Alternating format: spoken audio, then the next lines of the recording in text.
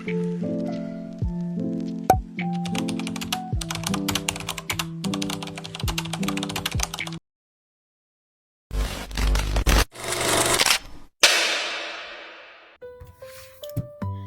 teman-teman semuanya, jadi pada video kali ini saya akan menjelaskan tentang bioteknologi. Sedikit penjelasan tentang bioteknologi. Jadi, pengertian dari bioteknologi ini adalah berasal dari kata bio yang artinya hidup dan teknos yang artinya teknologi, yang berarti ilmu yang menerapkan prinsip-prinsip biologi. Secara klasik atau konvensional, bioteknologi berarti sebagai teknologi yang memanfaatkan organisme atau bagian-bagiannya untuk mendapatkan barang dan jasa dalam skala industri untuk memenuhi kebutuhan manusia. Lalu ada jenis-jenis bioteknologi. Menurut perkembangannya, secara umum bioteknologi dibagi menjadi dua jenis. Yang pertama yaitu bioteknologi konvensional dan yang kedua adalah bioteknologi modern. Saya akan menjelaskan bioteknologi konvensional. Nah, bioteknologi konvensional atau sederhana adalah bioteknologi yang memanfaatkan organisme secara langsung untuk menghasilkan produk, barang, dan jasa yang bermanfaat bagi manusia. Bioteknologi ini masih sangat sederhana atau tradisional karena teknik dan peralatan yang digunakan masih sederhana. Pada bioteknologi konvensional menggunakan mikroorganisme, proses biokimia, dan proses genetik alami.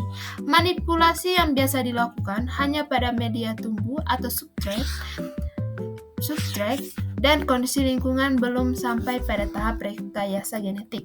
Kalaupun ada rekayasa genetik, masih merupakan rekayasa genetik yang sederhana dan perubahan genetik yang dihasilkan tidak tepat sasaran, kelebihan dan kekurangan bioteknologi konvensional. Kelebihan dan kekurangan bioteknologi konvensional adalah sebagai berikut. Yang pertama, kelebihan. A. Biaya produksi murah. B. Teknologi menggunakan peralatan sederhana. C. Pengaruh jangka panjang sudah diketahui. Dan yang kedua yaitu kelemahan. Kelemahan dari bioteknologi konvensional ini adalah A. Perbaikan genetik tidak terarah. B. Memerlukan waktu relatif lama. C. Belum ada pengkajian prinsip-prinsip ilmiah. D. Hasil tidak dapat diperkirakan sebelumnya. E. Tidak dapat mengatasi ketidaksesuaian genetik. F. Reproduksi dalam skala kecil. G. Proses relatif belum steril. Dan H. Kualitas hasil belum terjamin. Lalu dalam bidang makanan, proses yang dibantu mikroorganisme, misalnya dengan fermentasi, hasilnya antara lain yogurt, keju, tempe, roti, kecap, cuka, dan sebagainya. Yang kedua, bidang pertanian. Di bidang pertanian, bioteknologi memberi andil dalam usaha pemenuhan makanan. Yang ketiga, bidang industri. Di bidang industri, misalnya teknik bioremediasi, yaitu suatu proses pengelolaan limbah yang mengandung zat-zat yang berbahaya atau logam berat menjadi limbah yang kurang berbahaya. Bioremediasi melibatkan mikroba tertentu, diantaranya Xanthomonas chaperis dan Pseudomonas foetida. Caranya dengan melepaskan langsung bakteri tersebut ke limbah pabrik yang tercemar. Yang keempat, bidang pengobatan. Di bidang pengobatan, misalnya antibiotik pensilin yang digunakan untuk pengobatan diisolasi dan bakteri dan jamur, dan vaksin yang merupakan mikroorganisme yang toksinnya telah dimatikan bermanfaat untuk meningkatkan imunitas. Dan yang kelima, bidang peternakan. Di bidang peternakan, misalnya pada domba ankon yang merupakan domba berkaki pendek dan bengkok, sebagai hasil mutasi alami dan sapi Jersey yang diseleksi oleh manusia agar menghasilkan susu dengan kandungan krim lebih banyak. B. Bioteknologi modern. Nah, kelebihan dan kekurangan dari bioteknologi modern ini antara lain, yang pertama kelebihan. A. Hasil dapat diperhitungkan. B. Dapat mengatasi kendala ketidaksesuaian genetik. C. Perbaikan genetik dapat dilakukan secara terarah. D. Menghasilkan individu yang memiliki sifat baru atau tidak sama dengan sifat alaminya. Lalu, kelemahan dari bioteknologi modern ini yang pertama yaitu biaya produksi relatif mahal.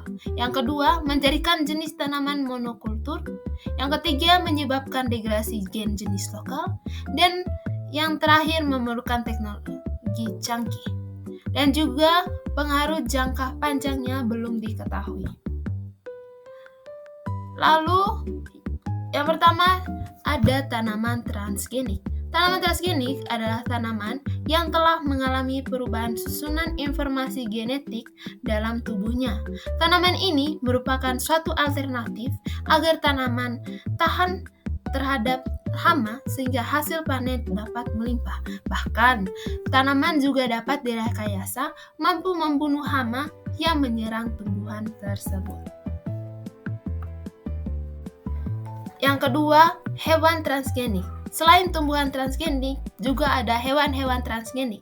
Pada awalnya, hewan transgenik merupakan bahan penelitian para ilmuwan untuk menemukan jenis penyakit yang menyerang hewan tertentu dan cara penanggulangannya.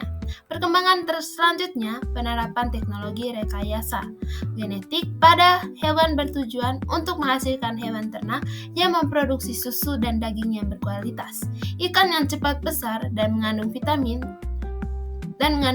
tertentu, dan sebagainya. Yang ketiga, teknik yang digunakan dalam bioteknologi modern. Pada bioteknologi konvensional, prosesnya melibatkan reaksi fermentasi dalam menghasilkan suatu produk.